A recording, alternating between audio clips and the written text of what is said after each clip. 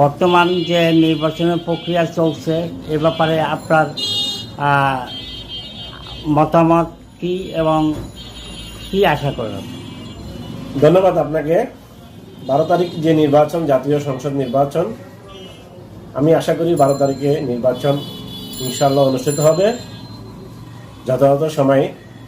তবে নির্বাচন কমিশন এই নির্বাচনের আগে বিশেষ করে অবৈধ অস্ত্র উদ্ধারের জন্য আরো তৎপর হবেন। আর নির্বাচনের জনগণের নির্বিঘ্নে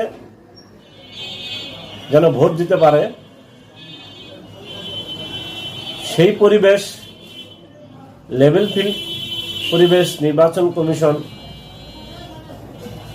আমি আশা করব সেটা আরো কনফিডেন্স দেখাবে। নির্বাচন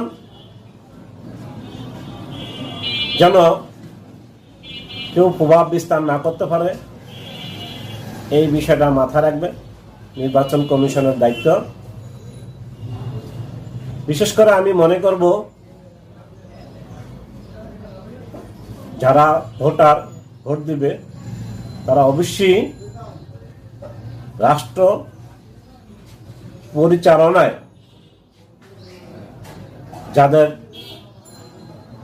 দায়িত্বশীল মনে করবে তাদেরকেই নির্বাচিত করবেন। আরেকটি বিষয় হলো, আমি মনে করি যারা 12 তারিখের নির্বাচনে নির্বাচিত হয়ে আসবেন জনপ্রতিনিধি, তারা নির্বাচনের আগে যে প্রতিশ্রুতি দেন সেটা তারা বাস্তবায়িত করবেন এবং নির্বাচনের পরে বিশেষ করে সন্ত্রাস কোনো দলের হইতে পারে না। সন্ত্রাসীর বিরুদ্ধে ব্যবস্থা নেওয়া নির্বাচিত সরকারের